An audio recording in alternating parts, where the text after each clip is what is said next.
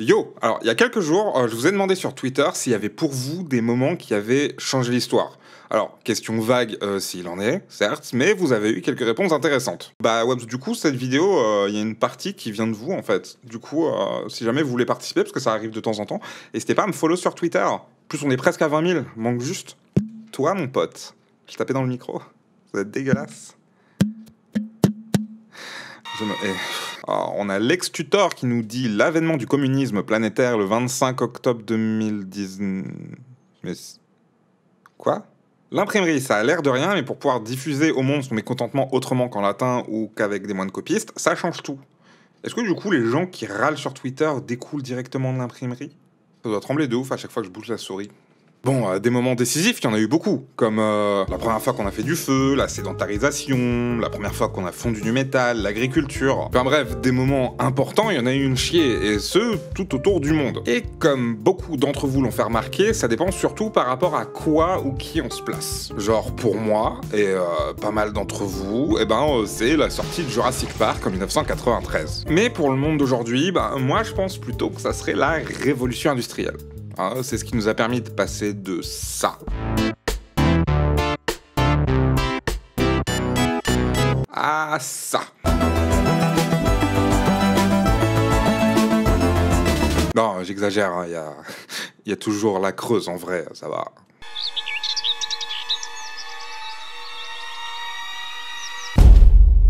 Enfin bref. Déjà, c'est quoi la révolution industrielle? L'expression révolution industrielle désigne le processus de changement rapide de l'industrie qui a modifié en profondeur l'agriculture, l'économie et la société. Ok, non mais en quoi c'est une révolution en fait? Moi je croyais que la révolution c'était quand les gens ils étaient pas contents et ils descendaient dans la rue cramer des trucs. Ou jetaient du thé dans la mer. Par exemple. Alors, en gros, on parle de révolution ici parce que ça a littéralement révolutionné le monde dans lequel on vit. Voilà, c'est tout pour moi. Ciao. Non, mais je sais que c'est pas drôle comme blague en plus. Je peux pas m'en empêcher. Je peux pas. J'ai besoin d'aide. Bref, la révolution industrielle. Non, parce qu'avant, quelle que soit la période, que ce soit pendant la préhistoire, l'Antiquité, le Moyen-Âge, les sociétés évoluent, mais dans les faits, il n'y a pas grand-chose qui change. Et il n'y a pas vraiment eu d'événement qui a autant changé la face du monde de manière aussi brutale et rapide, en fait. Alors, commence pas à poster un commentaire pour me raconter ta vie, vraiment. Enfin, je vais expliquer. Okay. Alors, avant la révolution industrielle, quand tu avais besoin d'un truc, des vêtements, des outils, des armes, ou tu demandais à un artisan de le faire pour toi, ou tu le faisais toi-même. Alors, en vrai, on dit plutôt industrialisation aujourd'hui, parce que c'est pas un truc qui s'est passé d'un coup, mais plutôt un long processus qui prend plein de trucs différents en compte, blablu, blabla. Mais bon, révolution industrielle, ça parle plus aux gens, donc voilà. Et quand il y avait besoin de le faire à échelle industrielle, alors du coup le mot devrait vous donner un indice sur pourquoi tout a changé, on demandait à plein d'artisans. Genre pour armer une armée, on payait juste plein de forgerons pour qu'ils fassent plein d'épées ou plein de fusils. En plus de ça, fallait aussi payer des chevaux, des mecs pour s'en occuper, blablabla, tout ça. Après il y avait les manufactures qui ont un peu joué le rôle d'étape intermédiaire. En gros c'était un peu les premières usines où tout était fait à la mano, mais en masse. C'est dans le nom d'ailleurs, manu, ça veut dire à la mano, facture, faire, littéralement, faire à la mano, quoi. Bref, pour faire des trucs à grande échelle, il fallait plein de mecs. Et ça coûtait vite cher, en fait. Mais tout change au XVIIIe siècle avec l'invention de la machine à vapeur. Enfin, invention. Il y a eu plein de mecs qui ont eu l'idée et qui ont essayé. Et dès les années 1710, on utilisait des pompes mécaniques actionnées par de la vapeur dans les mines en Angleterre, mais c'est surtout notre gars sûr, James Watt, qui a révolutionné le game. Alors, en plus d'avoir donné son nom à une unité de puissance, et pas qu'électrique, le watt, ça sert aussi à mesurer l'énergie technique, mais en vrai, j'y connais rien du tout, donc je vais vraiment pas rentrer dans les détails, parce qu'en plus, c'est même pas le sujet, en fait. Le mec est surtout connu pour avoir pris ce qui se faisait déjà en matière de moteur à vapeur, et de s'être dit, oulala, c'est pas de ouf efficace, en fait, tout ça, et il s'est mis en tête de révolutionner le game. Tout simplement. Il savait pas qu'il allait le révolutionner, mais en tout cas, il s'est dit qu'il allait améliorer ça, quoi. 1894-1902, naissance du cinématographe. Effectivement, ça a eu un impact. Ne serait-ce que sur ma simple présence ici, mine de rien. Mais c'est que les bails, en fait. En quoi une machine à vapeur a permis le plus grand développement technologique qu'on ait jamais vu. Déjà, tout connement, tant qu'il y a du charbon et de l'eau, ça se fatigue pas. Pas besoin de dormir, pas besoin de vacances. Enfin, la machine, tant qu'elle a une source d'énergie, elle tourne, en fait. Et surtout, une fois que tu l'as acheté, t'as plus besoin de payer de salaire, en fait. Sans compter le fait qu'une grosse machine a plus de force. Et bosse plus vite qu'un être humain.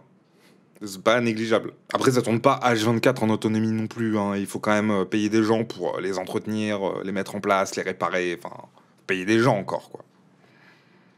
Pour les utiliser aussi, accessoirement. Mais ça remplace déjà un nombre assez conséquent de postes dans les usines, en fait. Enfin, en gros, avec le moteur à vapeur, on peut produire plus vite, pour moins cher. Enfin, on industrialise, quoi. Malin. Et ça, du coup, ça entraîne des changements de ouf dans la société, hein. Pour vous donner une idée. Avant 1750, plus de 80% de la population britannique vivait à la campagne et une bonne partie vivait de l'agriculture. En 1850, on est plus autour de 50%, et aujourd'hui, on est à moins de 20%, quoi. Et pourquoi ça?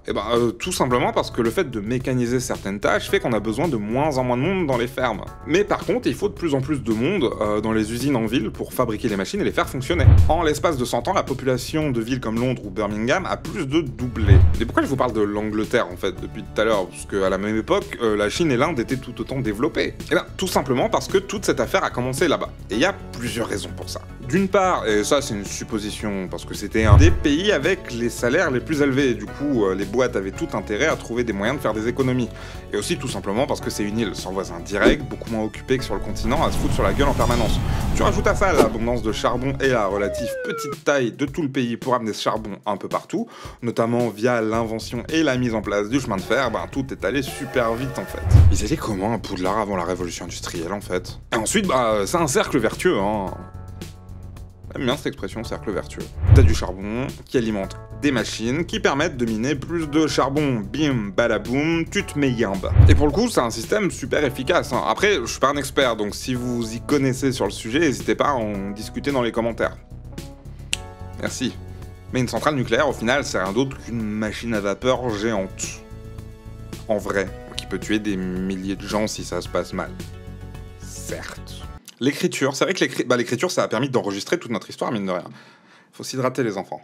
Mais pas d'écriture, pas d'histoire. Du coup, effectivement, l'écriture, de facto, est l'événement qui a le plus impacté l'histoire, d'une certaine manière, vu que ça l'a, entre guillemets, créé. Si on prend la définition stricto sensus de l'histoire, c'est tout ce qu'on a retrouvé écrit.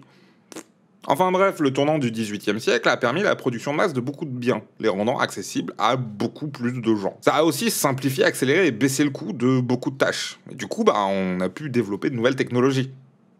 C'est quand même sympa. Mais c'est aussi une réorganisation du travail avec une spécialisation des ouvriers sur les tâches simples, ce qui donnera naissance plus tard au taylorisme puis au fordisme, et du coup au travail à la chaîne, mais aussi à une baisse des salaires, vu que les ouvriers avaient besoin de moins de skills.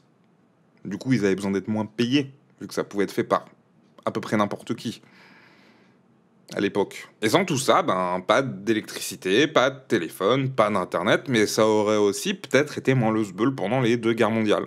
Enfin, ça, j'avoue que je spécule, hein, mais je pense que ça a quand même pas mal joué. C'est ouf de se dire que pendant les 5000 et quelques années qui ont précédé la révolution industrielle, le moyen le plus rapide de se déplacer avait toujours été le cheval. Et aujourd'hui, on peut traverser des milliers de kilomètres en quelques heures, à genre 900 km/h, quoi. Tout ça parce qu'un jour, des mecs se sont dit qu'on pourrait bouger des trucs en chauffant de l'eau. Enfin, bref. Alors, comme on l'a dit juste avant, pas de révolution industrielle, pas d'internet. Et internet, c'est un sacré bordel.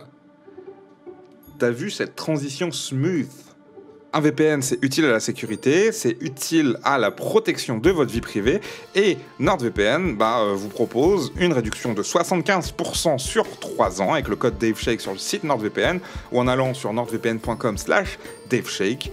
Et avec un VPN, vous pouvez vous balader un peu plus sereinement, que ce soit pour télécharger des films, des jeux vidéo, ce que vous voulez, sans qu'on ne sache exactement qui vous êtes, parce qu'on la connaît tous, la petite lettre, ou si vous voulez vous connecter à des Wi-Fi publics, ou quand vous n'êtes pas chez vous, éviter que quelqu'un rentre dans votre PC de nulle part, en fait. Du coup, je vous le redis, mais en allant sur le site de NordVPN avec le code DaveShake, ou en allant sur nordvpn.com/DaveShake, je fais ça dans ce sens-là, alors que le texte va s'afficher dans ce sens-là, vu que c'est David. Vous avez droit à 75% de réduction pendant 3 ans, c'est-à-dire un peu moins de 3 € par mois. C'est beau quand même. C'est chiant de filmer au téléphone portable avec les lumières de ma coloc. Genre, pour ceux qui demandent pourquoi on paye un cadreur, c'est pour que j'ai pas à faire ce genre de conneries en fait. Vraiment, c'est tout pourri. Anto, reviens. S'il te plaît, tu me manques.